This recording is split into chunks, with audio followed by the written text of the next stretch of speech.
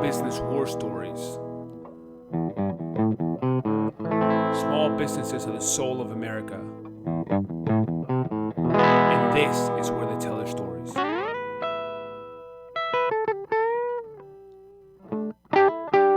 Brought to you by Proven.com. And we are live here with Small Business War Stories, episode 005. I am ecstatic to be here at Antone's nightclub with Will Bridges, who is the owner here. Welcome to the show, Will. Thanks for having me. Awesome. And Will heard one of our past episodes and heard of my love of Topo Chico, so he brought some Topo Chicos down from the bar. So yes, I cheers. did. I really appreciate it. Your unofficial sponsor, soon to be official sponsor. Exactly. If we do this in enough episodes, hopefully they'll start giving us a case or two. That's awesome. So we are here at Antone's, and for those of you who don't know, Antone's is an iconic presence here in Austin, the live music community. And I'm going to let Will tell me a little bit of the history in a minute, but it was originally started by Clifford Antone, and it's a place that has hosted some of the greats in the history of live music. People like Muddy Waters and people like B.B. King, and also Stevie Ray Vaughan got his start here, got a lot of support from Clifford Antone early on. So a lot of people who are blues legends and blues icons got their start here, but Will was the one that brought it back to Austin after it went away and it disappeared from the scene here. So that's what we're going to talk to Will about today. How do you revive an iconic brand? You ready to take it away? Yeah, well, it's definitely not easy. From a marketing perspective, it is a lot harder to revive a brand than it is to start a new brand. Right. And I think sometimes entrepreneurs or business people might overestimate that just because something has a name that it's going to be successful. This was a project that I certainly didn't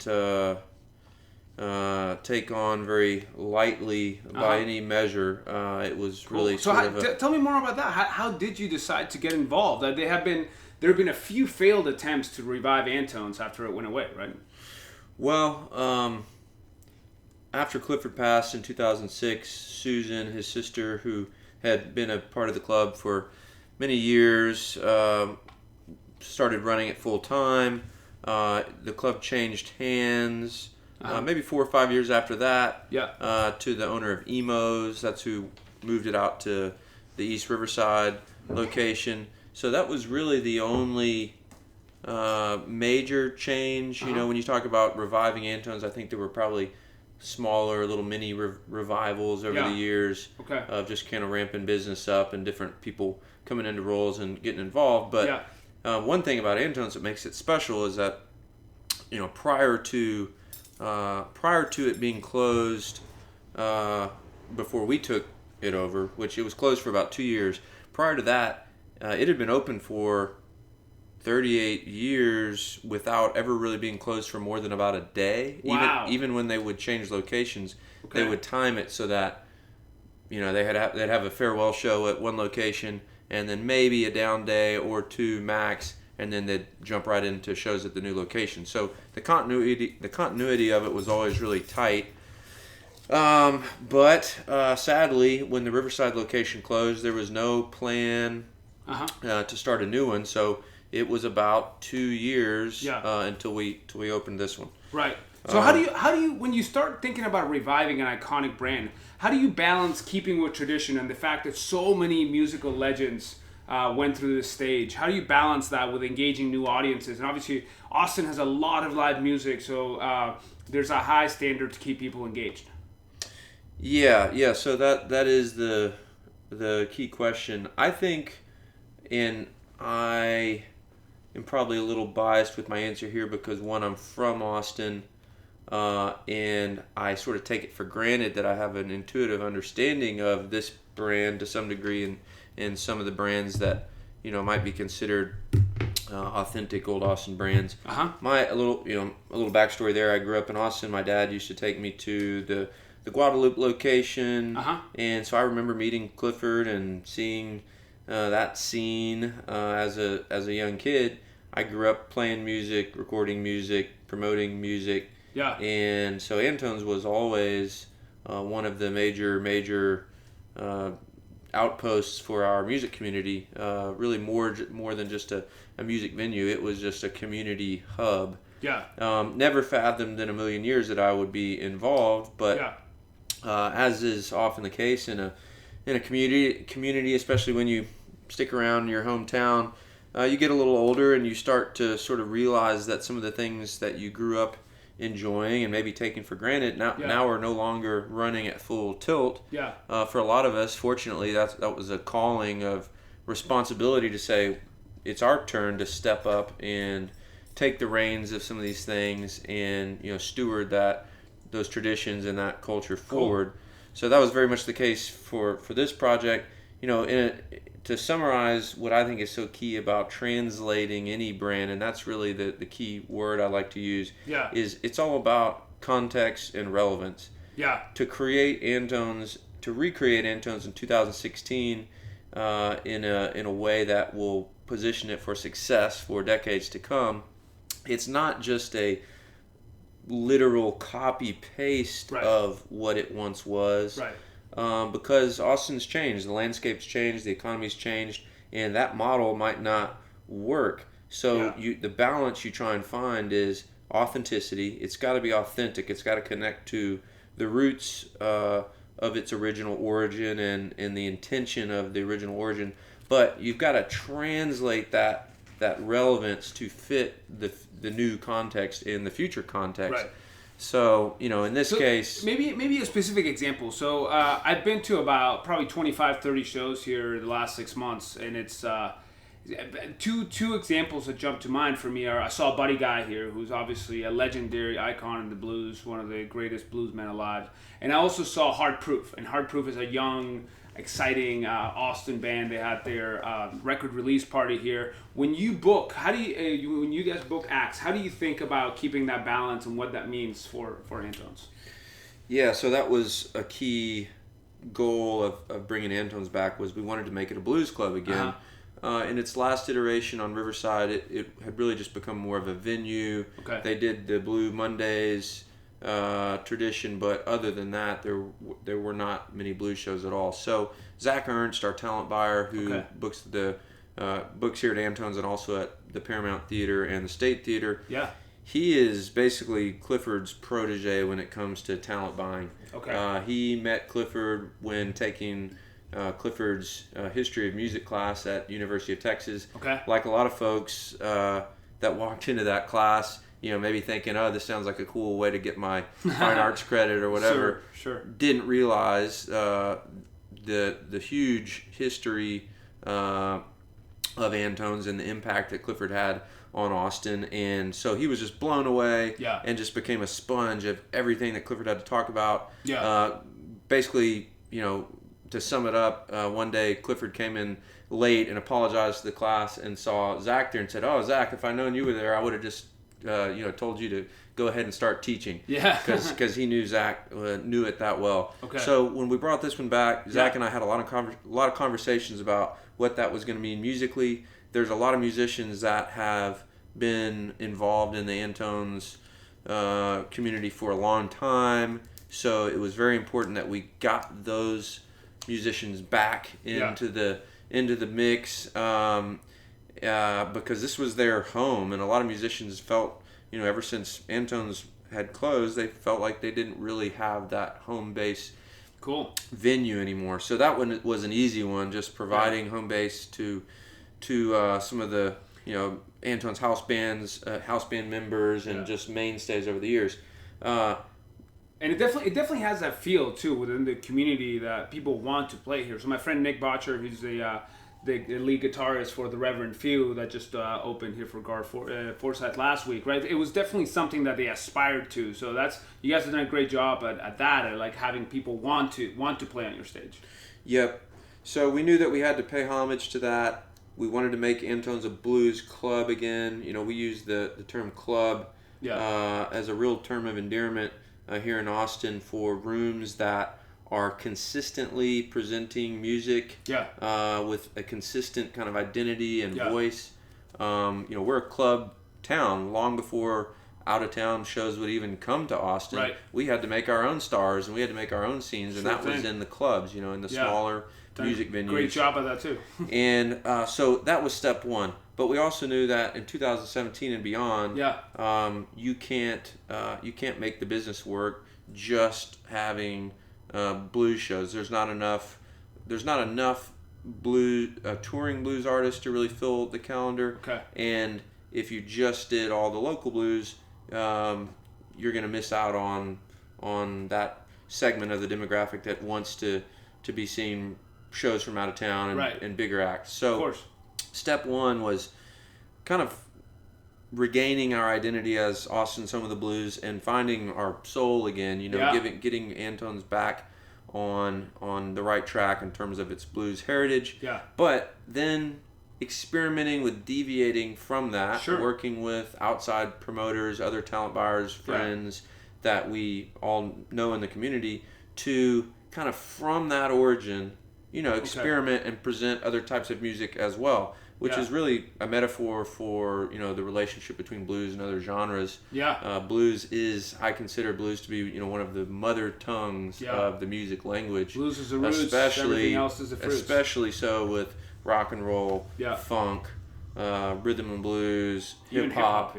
So, so it's a natural progression after revitalizing that nucleus of our musical identity to then kind of experiment and branch out but always circling back on. So you guys have done a fantastic job over the last year, and like I said, it's already like a destination for people visiting Austin, and it's a stage that local musicians aspire to play on. What's a potential pitfall? Like if somebody's thinking about reviving an old brand, what's a potential? Maybe share a time when you thought, oh, this maybe is not going as well as it could, or where something could have gone wrong. Well, revitalizing any brand is tricky because you're up against past expectations, and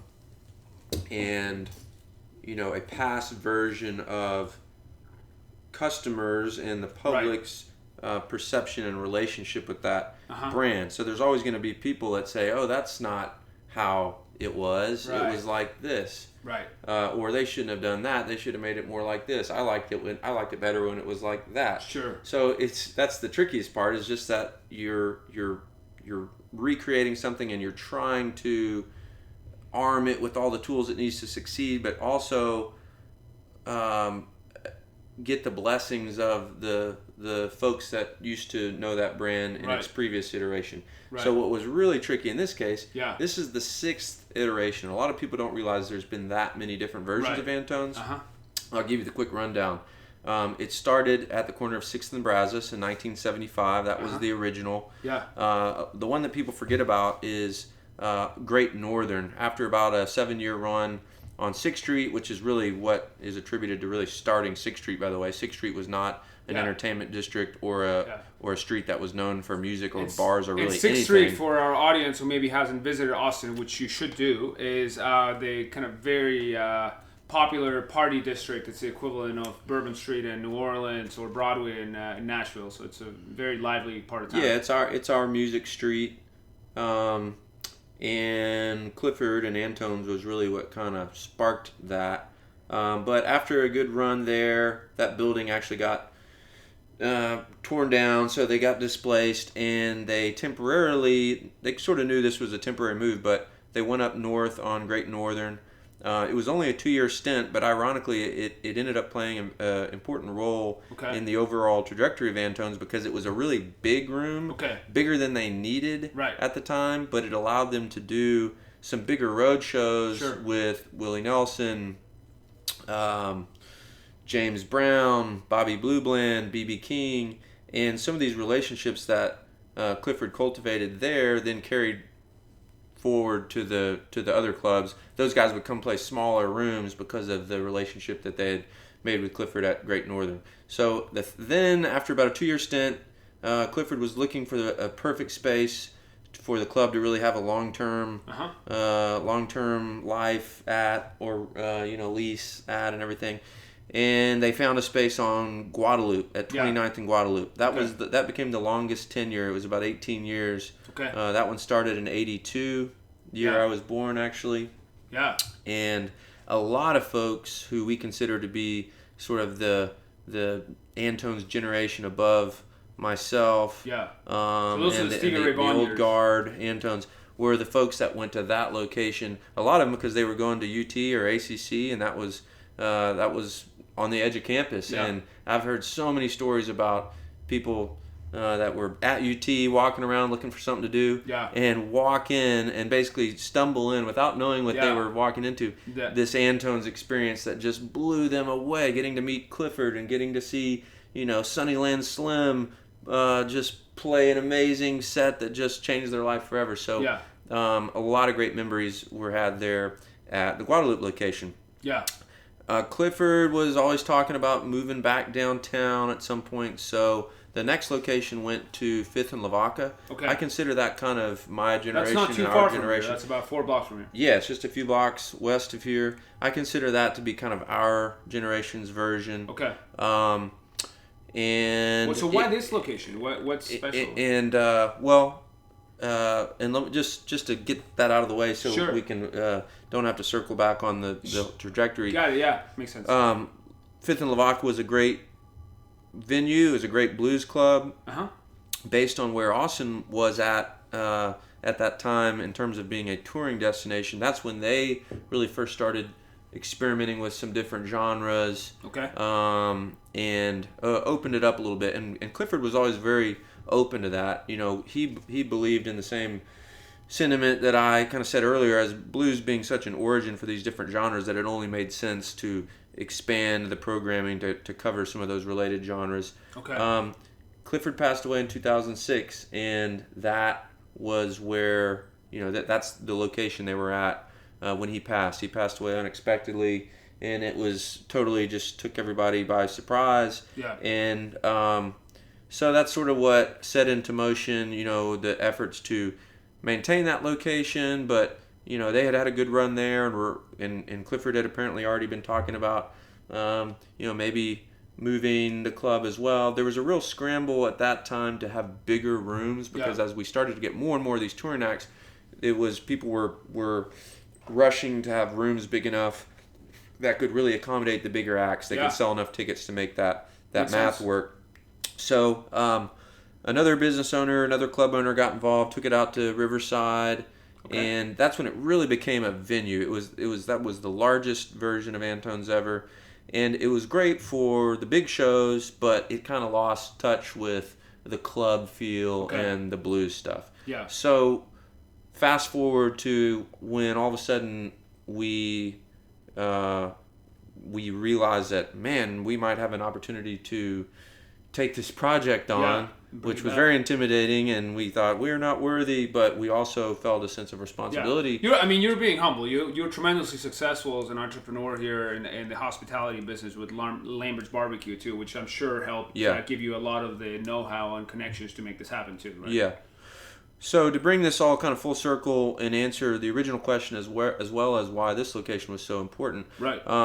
So we began looking at spaces downtown. There's not a lot of big rectangles, as I call them, left downtown. That's really what you're looking for when you're looking for a music venue space, is a big open rectangle where you're not going to have to rip out a bunch of infrastructure, because then you're kind of destroying value. If you have to rip out a kitchen, well, that landlord somebody put that kitchen in there, and they're probably trying to get rents that reflect the value of that infrastructure. So you hate to have to rip a bunch of stuff out. So the more kind of pristine and untouched it is, the better. Right. Also, I just love that because of the aesthetic of it and everything. But there's not many places like that left downtown. So we spent about a solid year just trying to find the perfect space, making inquiries about spaces, negotiating different potential leases before we found this space. And this one it was kind of right under our nose because this little section of 6th Street had a big empty lot across from it for a long time that would have, at the time, sort of made this space seem like it was on a dead block. Got it. But the Westin Hotel started constructing their That's new right. hotel around that time, and we thought, this whole block is going to sort of come back to life. Right. We felt like activity was already kind of skewing south and east downtown because of the hotel density, because of the proximity to convention centers and all the events and business that go with that. So we felt like we got incredibly lucky. We found this space, hit it off with the landlords. Okay. One of the landlords who we were actually sort of our point of contact at our first meeting actually told us a story about the first time that he went to Antone's when he was going to UT. Got it. And when he said that, when he told us that story and his eyes lit up, we thought, okay, finally, somebody that really gets this, which is awesome. Important. So, it was basically this space was basically a first generation warehouse space and had been since it was built in the early 1900s. It has a great feel too, and you also have the upstairs area where you hold receptions, and there's a photography show coming up in a couple weeks. Mm-hmm. It has a great vibe to it. The litmus test was bringing Susan by. We brought her in, and she said, "Oh man, the blues are already here." Susan is Clifford's sister, correct? Susan is yes, Clifford's sister, who we brought back into the fold so that she could be one of the partners and be involved here, which is also very key. Yeah. So we felt the location was great, the building was great, the landlord relationship was great. We felt incredibly lucky, and just we knew this is the one. Great. But to answer your question about I went on that little tangent because you asked me about the challenges of revitalizing a brand, right? And the trickiest part about Antone's was we had 5 different versions before this. So you didn't know which one you were reviving. So you had people that had been to Antone's and had gone there for years, and there was 5 different segments of folks that said, no, Antone's wasn't like that, it was like this, or no, it wasn't, it was like this. Right. So a lot of people to try and make happy, and a lot of people to try and get those blessings and that acceptance from. What we did was we focused on what we felt like are the 2 most cherished venues, which was the original at Six&nbsp and the Guadalupe Club. Those were really the clubs, and those were sort of the golden era. It was also when a lot of the great blues players from Chicago and other blues hubs around the country were still active and alive and touring, and Clifford was able to get pretty much all of them down to those clubs. So that was the golden era. We studied that as best we could. Every picture we could find, every recording we could find, and really had that. We used that to inform us as much as possible on the design and look and feel of the new club, while all the while trying to slightly translate those elements to make sure that they're also well poised for 2017 and beyond. That makes sense. And so you're talking about how important it was to bring Susan Antone, who's Clifford's sister, in. So let's talk about Gary Clark Jr., who's one of your partners in this venture. He is a very well-renowned guitarist, and becoming even more so. He's playing this weekend, I believe, at the Super Bowl. And he's a homegrown Austin talent, tremendous blues guitarist. How did he get involved with the project, and what's that been like? So Gary and I have known each other for a long time. We went to Austin High together. We really got to know each other as people, and as friends and kind of music colleagues. Right after I graduated, I started getting more involved in the booking side of things. And anytime I had a budget for anything, anytime I could talk somebody into, letting me curate their event or their show, Gary was always my first call. Didn't matter what genre they were going for. I just always knew that if I could get him there, then the show would be amazing and the people would be impressed with me. That sort of led to then when I did our first project, my chef partners and I, when we started Lambert's in 2006, I got Gary involved as much as I could with the venue there, and really used him as a proxy for what an ideal venue should be like. I would always think of Gary as, would he like this? And I've told him this, of course, over the years, and and we did the same thing when we were building this place out. He's a tall guy, so things like stage height and dressing room height, they're always we always make sure that, you know, if somebody like Gary comes in, we've got to be able to make sure and accommodate them. Yeah. Gary and I had a sit down. He had just been on a rocket ship, which he still is on, but this was about 2.5, 3 years after his career had really started to explode. And we'd seen each other in passing. You know, I'd seen him backstage and gotten to chat for just a little bit, but I really hadn't had a chance to really sit down and catch up with him in a while. Okay. And he and his team were doing a little video shoot over at Deep Eddy Cabaret, a bar that I also now run. And it was for this documentary called Two Trains Running, which was actually at the Austin Film Festival. Awesome film. You should check it out. It's about the history of the blues and particularly country blues and how that genre and also the revitalization of that genre kind of played into some of the civil rights movement stuff at the time. Anyway, really interesting documentary.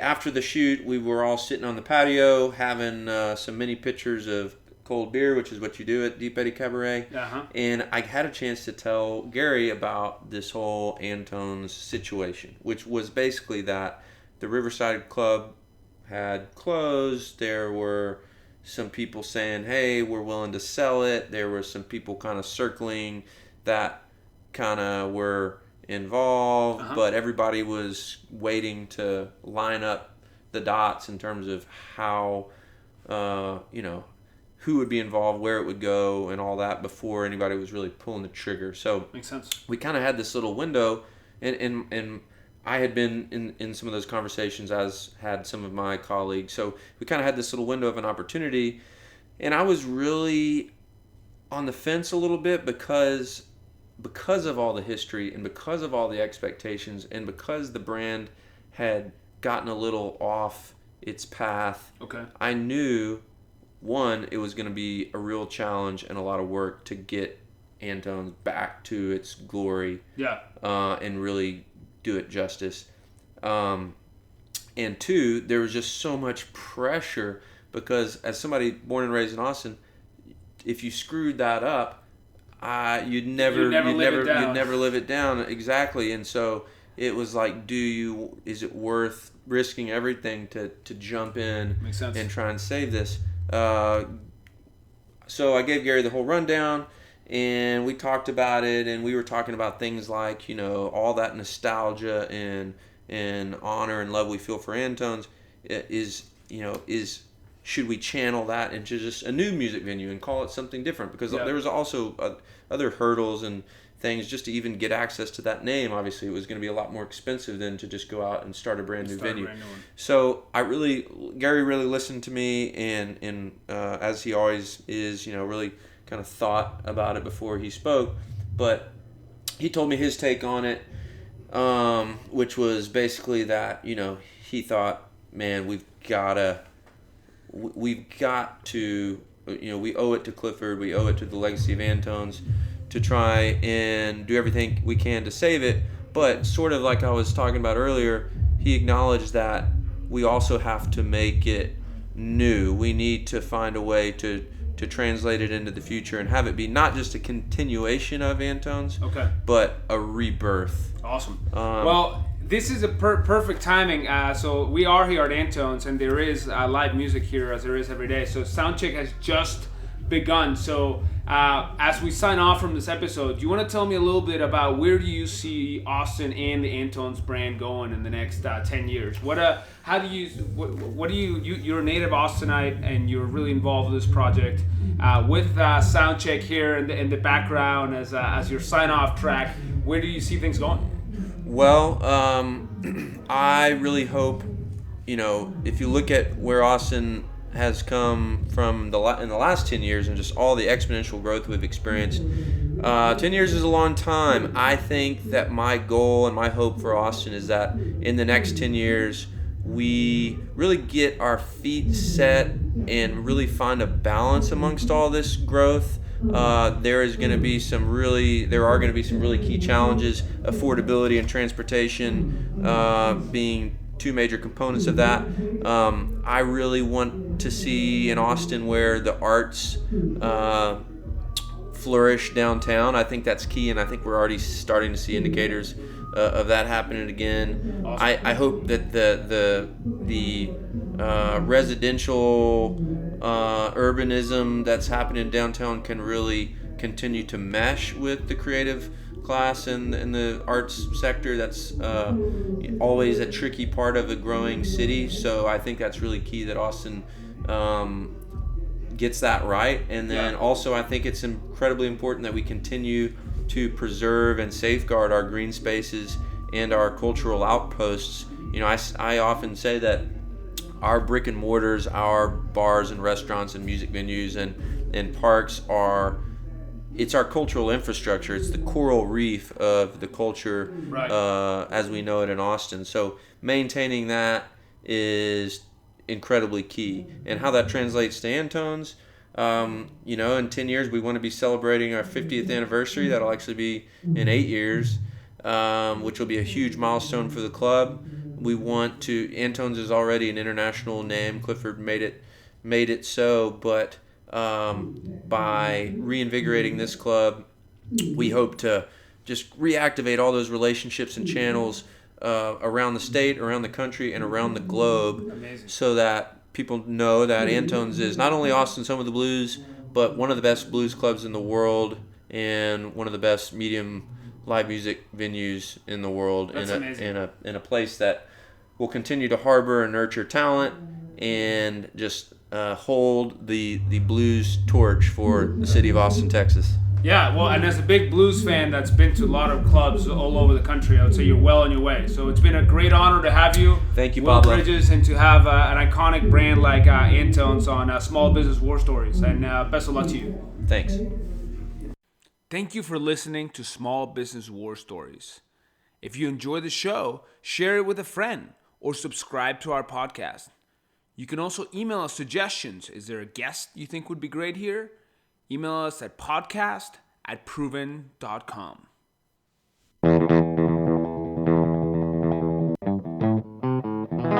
Small Business War Stories. Small businesses are the soul of America. And this is where they tell their stories.